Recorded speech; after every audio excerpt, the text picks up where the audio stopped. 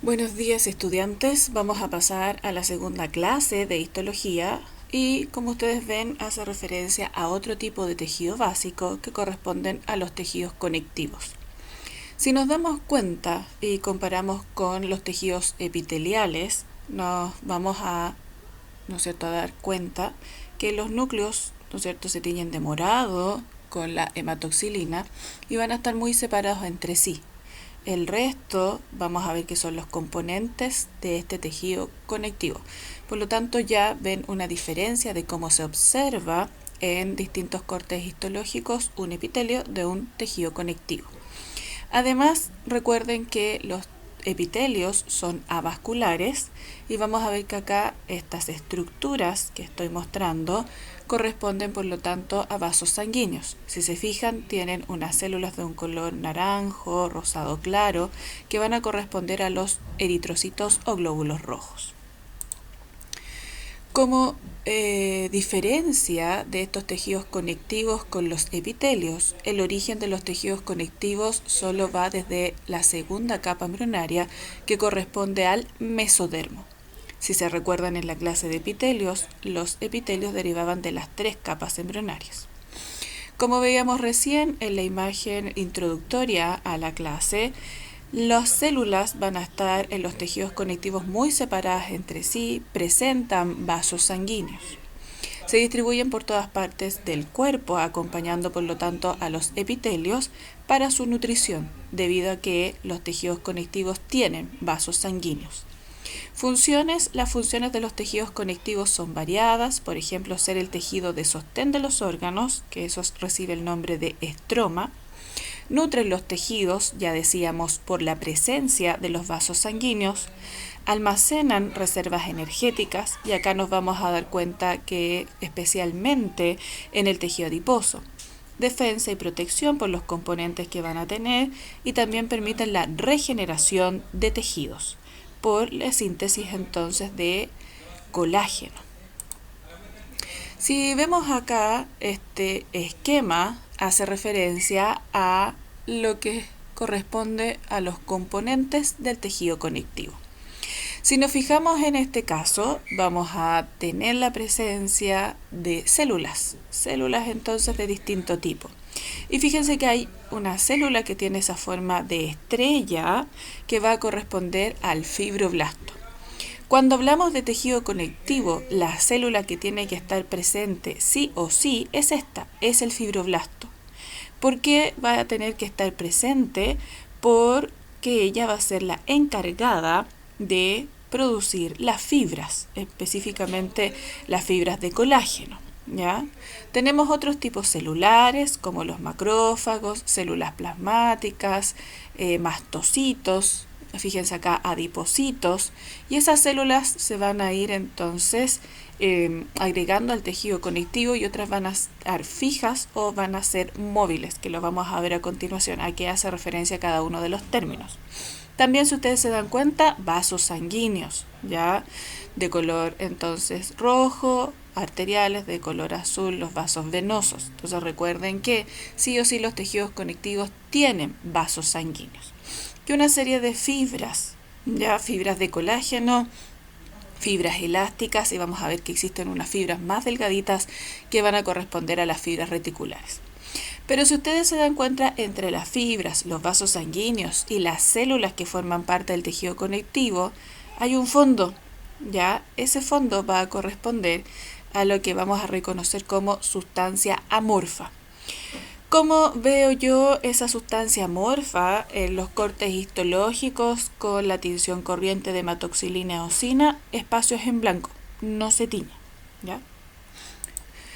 Si seguimos avanzando, como recién describíamos, vamos a ver que los tejidos conectivos van a estar compuestos por células y van a estar compuestos por matriz extracelular, ¿ya? Las células son de 2 tipos, son entonces células fijas y células móviles o transitorias. ¿Cuál va a ser la diferencia entre estos tipos? Vamos a ver que las células fijas son aquellas que están siempre presentes en el tejido conectivo, mientras que cuando hablamos de células transitorias o móviles, nos vamos a referir a aquellas células que pasan del torrente sanguíneo al tejido y posteriormente vuelven al torrente sanguíneo. Y como la matriz extracelular, que es entonces la matriz que está entre las células, tenemos dos componentes. Vamos a ver que existe la sustancia fundamental, ¿ya? Y lo que corresponde a las fibras, que vamos a llamar matriz fibrilar. ¿Ya? Veíamos entonces que la sustancia fundamental, o también llamada sustancia amorfa, es aquella que no se tiñe con las tinciones corrientes. Si nos vamos a ver el tipo de células que vamos a clasificar como fijas o móviles o transitorias, son las siguientes. Como les decía, sí o sí en estos tejidos conectivos debe estar presente el fibroblasto, ¿ya? Y es el encargado de producir la matriz extracelular, las fibras. Y sus parientes cercanos como los miofibroblastos, que vamos a considerar como el prefijo mio como músculo, células que tienen un aspecto de fibroblasto, pero que su función es la contracción. También otras células fijas son los macrófagos, cuya función es la fagocitosis, los adipocitos, también conocidos como células adiposas, los mastocitos o células cebadas, y en el caso de los embriones, las células madres mesenquimáticas. Cuando hablamos de células transitorias o móviles, van a estar las células que están en el torrente sanguíneo, los linfocitos, ¿cierto? Los plasmocitos, los neutrófilos, los eosinófilos, los basófilos y los monocitos. Como célula estrella, decíamos, de las células que sí o sí tienen que estar en el tejido conectivo, son las células fijas, está entonces el fibroblasto. ¿Y por qué es esencial? Porque, como dice acá, sintetiza los componentes de la matriz extracelular. Acá estamos viendo entonces una fotografía de microscopía electrónica, en donde puedo ver que es una célula que es alargada, su citoplasma tiene prolongaciones, el núcleo acá es ovalado y un núcleo grande, y como sintetiza los componentes de la matriz, tiene organelos muy desarrollados como el retículo endoplásmico rugoso, el aparato de Golgi, ¿sí? Cuando vemos un corte de tejido conectivo, un corte histológico con la tinción de hematoxilina o eosina, ¿ya? Vamos a ver entonces que puedo observar núcleos, ¿ya? Cada una de estas estructuras que se tiñe de color morado son núcleos. Cuando yo veo el tejido conectivo, no puedo determinar la forma ya histológica de un fibroblasto, sino que me voy a guiar por los núcleos alargados. Esos núcleos alargados corresponden a los núcleos de los fibroblastos. ¿Y por qué no puedo ver la forma de la célula? Porque decíamos que secretan la matriz, ¿ya? Y eso implica que secreta el componente fibrilar. Todo lo que veo aquí de color rosado son las fibras de colágeno. Por lo tanto, los núcleos de los fibroblastos quedan apretados por las fibras de colágeno. El resto, si ustedes se fijan, no es nada más que vasos sanguíneos. Ahí hay eritrocitos al interior de los vasos sanguíneos. Y lo blanco que no se tiñe corresponde al componente de la matriz extracelular, que es la sustancia amorfa. Células transitorias del tejido conectivo, decíamos que son las células que van por el torrente sanguíneo. Y acá solo vamos a, mostrar cómo se ven esas células, pero cuando veamos el capítulo de tejido conectivo especializado, que es la sangre, vamos a poder identificar a cada una de estas células, ¿ya? Pero estas células son móviles. Los componentes del tejido conectivo, además de las células que vimos anteriormente, también tenemos la matriz extracelular. Y decíamos que esa matriz está formada por sustancia amorfa fundamental y por fibras. En este caso, vamos a ver quiénes son los componentes de la sustancia fundamental o amorfa. Está dado por la presencia de glicosaminoglicanos, o también conocidos por la sigla GAGs, por proteoglicanos y por glicoproteínas. Entonces vamos a considerar que esta sustancia fundamental con las tinciones corrientes de hematoxilina eosina no se tiñen. Ejemplos de glicosaminoglicanos son disacáridos repetidos, es decir, un aminoazúcar se une con un ácido urónico. ¿Cuáles son los glicosaminoglicanos que están presentes entonces en los tejidos conectivos? El hialuronano, el condroitin 4-sulfato, condroitin 6-sulfato, dermatansulfato, queratansulfato, heparansulfato y la heparina. Fíjense el peso de cada uno de ellos, ¿cierto? La composición y dónde se van a ubicar ya en cada uno de ellos, ¿sí? Entonces vamos a ver que cada uno de estos son los representantes de los glicosaminoglicanos que forman parte de la sustancia amorfa, ¿no es cierto?, sustancia fundamental.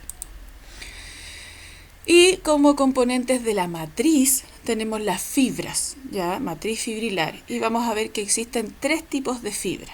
Las que nosotros podemos ver, ¿no es cierto?, con las tensiones corrientes, son las fibras colágenas y son las más gruesas. Posteriormente vienen las fibras elásticas, ya que tenemos que tener colorantes especiales para verlas, y las más delgaditas son las fibras reticulares, ¿ya? Si ustedes se fijan acá, estoy viendo una muestra de un tejido conectivo en donde se tiñeron las fibras que son parte de, ¿no es cierto?, la matriz extracelular del tejido conectivo con una tinción especial, ya que hace referencia a sales de plata. Y acá veo los núcleos, ¿sí? Pero acá hace énfasis a la presencia de las fibras. Y decíamos que las más, ¿no es cierto?, gruesas son las fibras de colágeno, las de mediano grosor son las fibras elásticas y las más delgaditas son las fibras reticulares. Las fibras de colágeno, ellas van a estar presentes en todos los tipos de tejido conectivo.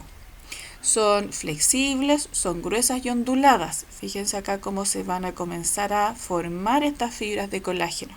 Por lo tanto, son resistentes a la gran fuerza de tensión. Están formados por una triple hélice de 3 cadenas alfa. ¿Ya? Acá está esta triple hélice dada por 3 cadenas alfa. Y uno de cada 3 aminoácidos corresponde a glicina. De acuerdo a esta conformación, se distinguen más de 20 tipos de fibras de colágeno, siendo entonces las más importantes las primeras 4. Vamos a tener que el colágeno tipo 1 se va a encontrar en el tejido óseo, ¿ya?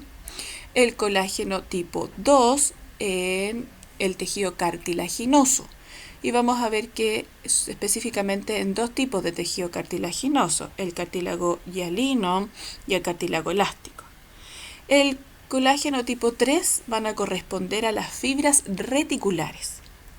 Y el colágeno tipo 4 lo vamos a encontrar formando parte de la membrana basal. Veíamos que el otro tipo de fibras muy delgaditas son las fibras reticulares y ya habíamos dicho que corresponden a colágeno tipo 3.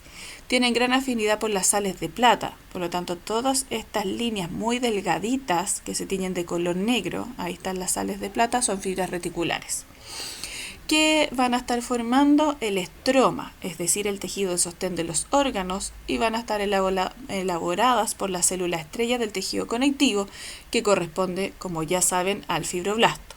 Lo mismo acá, es otra tinción especial para fibras de reticulina, donde estoy viendo núcleos de distintas células del tejido conectivo, y la flechita me están indicando aquí a las fibras reticulares.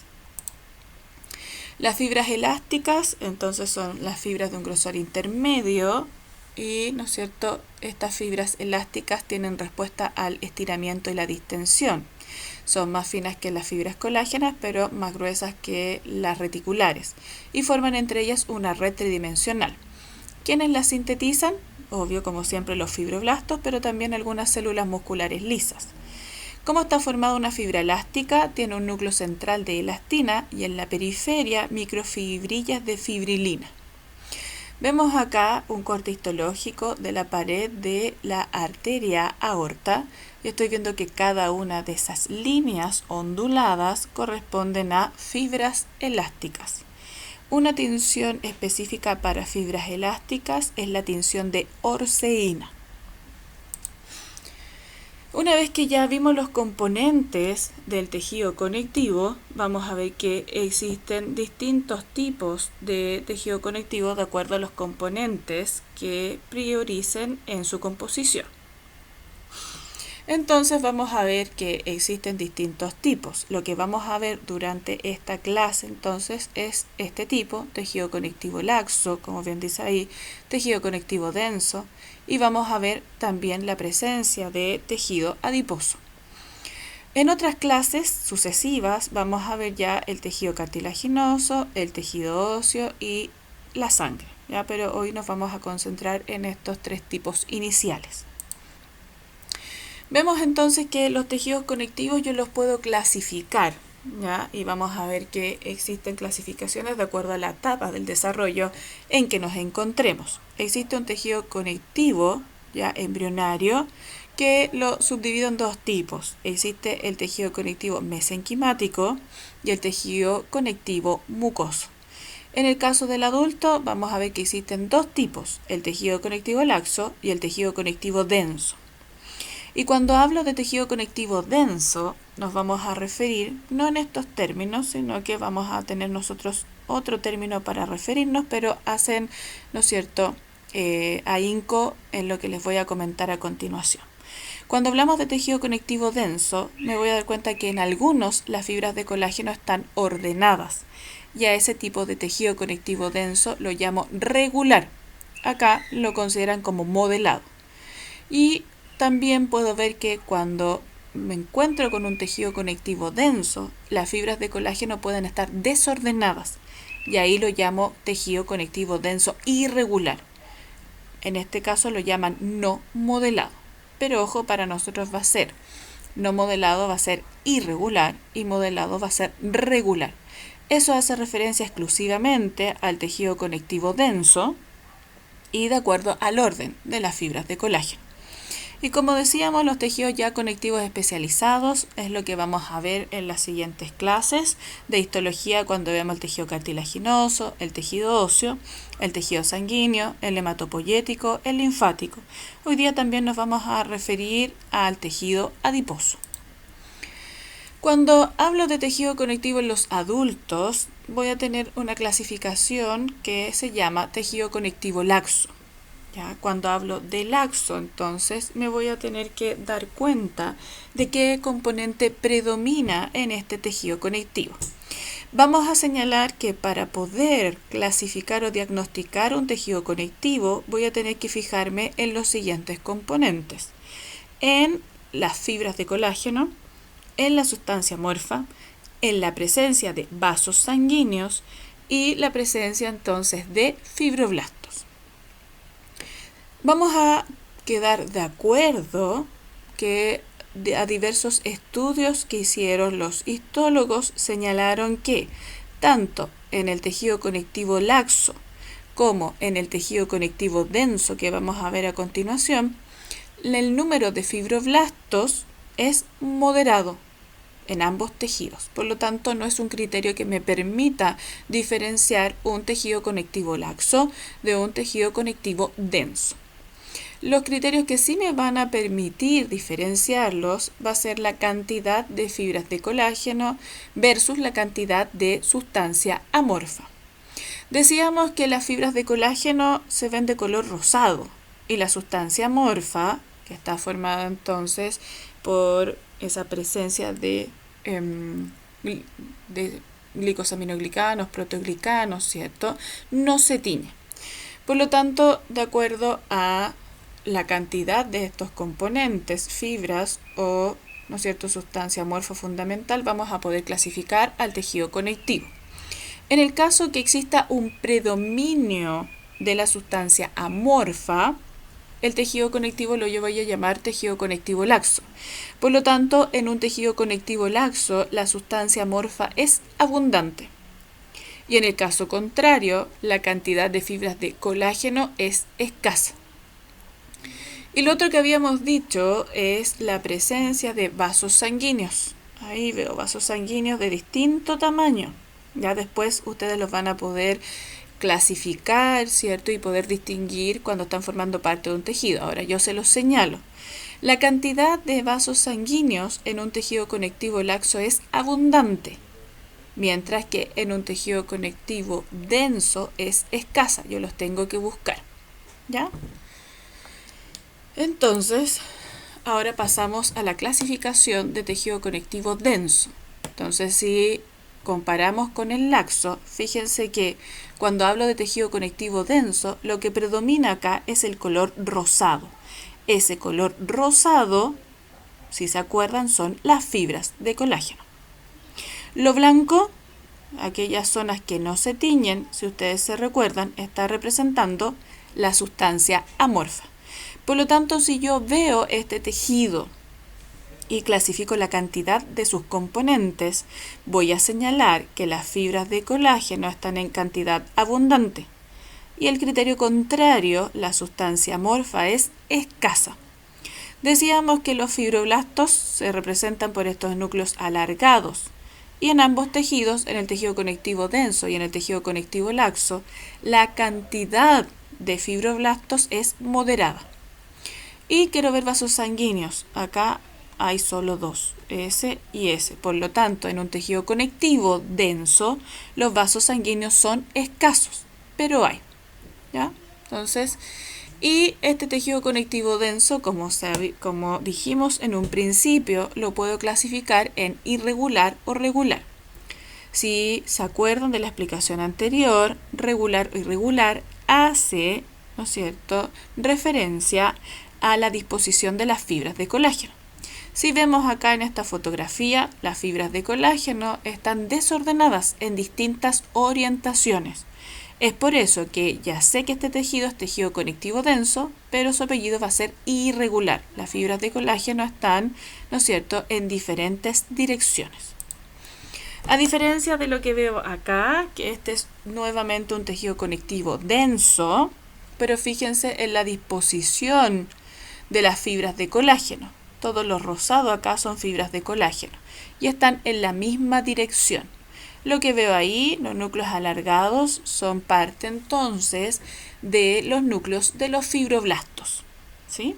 Y tiene vasos sanguíneos. Ese es un vaso sanguíneo cortado a lo largo, longitudinalmente, ¿ya? Entonces llamo tejido conectivo denso, ¿por qué? Porque tiene gran cantidad de fibras de colágeno, moderada cantidad de fibroblastos, escasa cantidad de sustancia amorfa, acá casi no veo espacios en blanco, y también escasa cantidad de vasos sanguíneos. Y lo llamo regular porque sus fibras de colágeno están ordenadas en la misma orientación. ¿Dónde lo puedo ubicar? En los tendones, en las aponeurosis, en la córnea. Tejido conectivo laxo lo vamos a encontrar, ¿no es cierto?, en muchas regiones, por ejemplo, debajo de lo que es la epidermis, formando parte de la dermis, ¿cierto?, en la capa que puede ser la submucosa de distintos órganos o formando la lámina propia de algunos órganos en su capa mucosa. Eso lo vamos a ir viendo a medida que vamos desarrollando el curso. Cuando hablamos de tejido conectivo embrionario, hablamos de dos tipos, el mesenquimático, ¿cierto?, y el mucoso. En el caso del mesenquimático se da en etapas iniciales del desarrollo, ¿cierto? Es un tejido muy indiferenciado, solo en el embrión, en las primeras etapas. Está formado por células mesenquimáticas y existe abundante sustancia amorfa, mucha cantidad de espacios en blanco, y acá todavía no se sintetizan las fibras, ¿ya? Entonces es tejido mesenquimático en el embrión. Y vamos a ver que existe otro tipo de tejido conectivo embrionario que llamo tejido mucoso. En ese tejido mucoso están los fibroblastos, existe sí gran cantidad de sustancia amorfa, todo lo que no se tiñe, pero aquí sí hay fibras de colágeno tipo 1 y tipo 3. ¿Y dónde voy a encontrar a este tejido mucoso? En esta estructura, que es el cordón umbilical. ¿Ya? Por lo tanto, si hago un corte a esta altura del cordón umbilical, un corte transversal, veo esto. Y voy a ver que tiene los vasos sanguíneos que van en el cordón umbilical, dos arterias y una vena, y todo esto que está rodeando esos vasos sanguíneos es tejido mucoso, que antiguamente recibía el nombre de gelatina de Wharton. ¿ya? Por lo tanto, es lo mismo, gelatina de Wharton o tejido mucoso que está presente en el cordón umbilical. El otro tipo de tejido conectivo, pero ahora ya especializado, es lo que conocemos como tejido adiposo. El tejido adiposo es un tejido altamente diferenciado, ya no se puede dividir y diferenciar en otro tipo celular, nos sirve como reserva energética y está presente, ¿cierto?, en el periodo fetal y posfetal. En el caso de los adultos, ¿cierto?, va a depender de la dieta, ¿ya? Existen dos variedades de este tejido adiposo, la grasa blanca y la grasa parda. La grasa parda se da en los fetos y en los recién nacidos. Después esa grasa va a ser entonces ocupado su espacio por la grasa blanca. Si yo me fijo acá, esta es una fotografía de tejido adiposo. Cada una de estas células grandes que no se tiñe, que sí se marca su, ¿no es cierto?, su membrana, su borde, corresponde entonces a un adipocito. Y acá en el borde están los núcleos de estos adipocitos. Son desplazados por la gota de lípido hacia la periferia los núcleos que están formando parte de cada una de estas células que voy a conocer como adipocito. Estas características de estas células grandes, cuyo, ¿no es cierto?, citoplasma no se tiñe, pero sí se marca el límite de la célula y el núcleo está en la periferia, corresponde a la grasa blanca. Esto es grasa blanca. Y la grasa blanca va a tener solo una gota de lípidos. Cuando yo proceso la muestra, los lípidos se van y dejan el espacio, por eso no se tiñe, ¿ya? Fíjense ahí, entonces, nuevamente tejido adiposo, ¿de qué tipo? Blanco, células grandes, no se tiñen, solo se tiñe el borde de la célula, los núcleos desplazados hacia la periferia.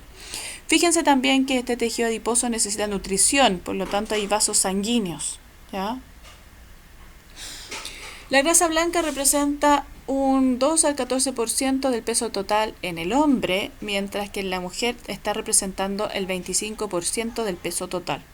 Son células que llamo uniloculares y eso hace referencia a que solo tienen una gota de lípido y están formando parte del panículo adiposo o del estrato más profundo de la piel, que es la hipodermis, y su función es reserva energética.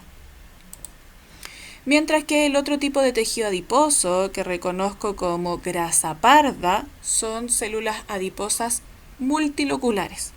Si nos fijamos, cada una de estas células es un adipocito. Y fíjense, al centro está el núcleo, no en la periferia. Y cada una de estas bolsitas redonditas es una gota de lípido. Por lo tanto, tiene muchas gotas de lípido y por eso se llaman multiloculares. ¿Dónde se desarrolla, en qué periodo del desarrollo está tejido adiposo pardo? En el periodo fetal y en los recién nacidos, que representan alrededor del 2 al 5% del peso al nacimiento. Su función ya no es reserva energética, sino que su función es generar calor. ¿Por qué? Porque en el desarrollo fetal, ¿ya?, vamos a ver que el control de la temperatura recién se adquiere al 7º mes del desarrollo. Por lo tanto, antes se genera esta grasa parda para permitirle tener calor, ¿ya?, a este feto.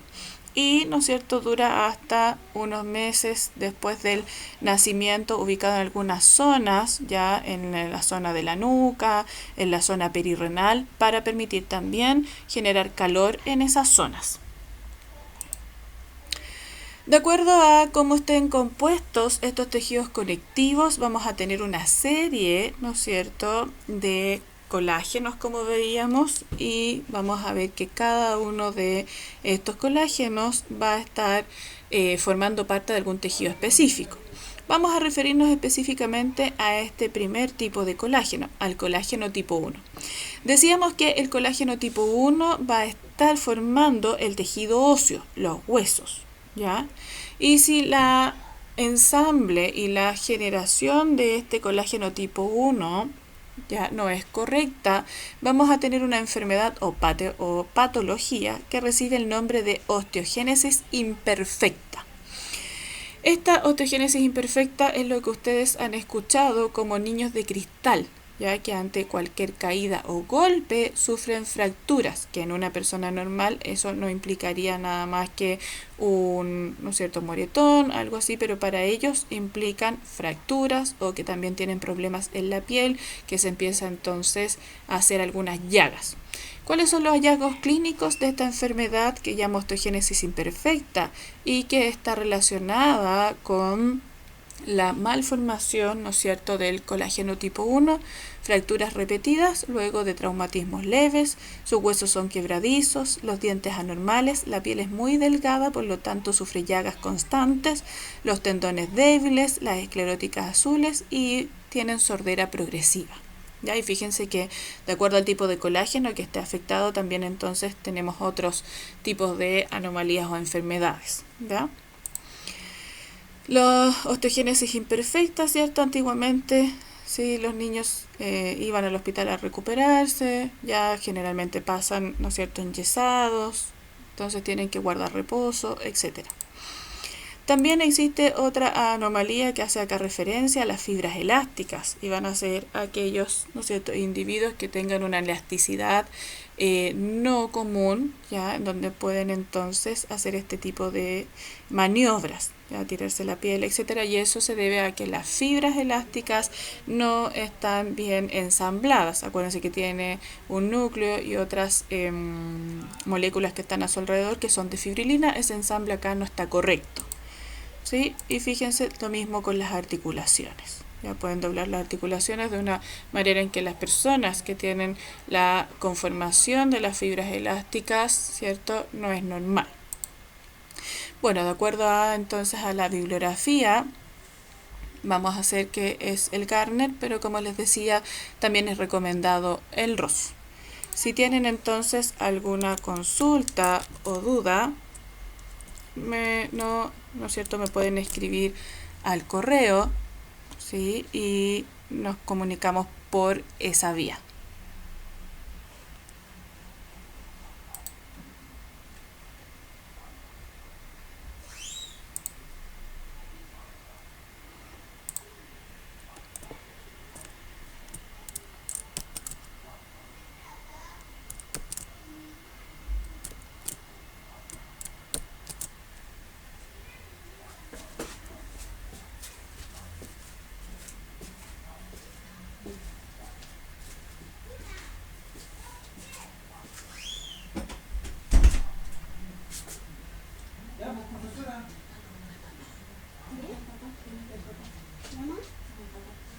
Papá, mi mamá te necesita. Ya, vamos, padre.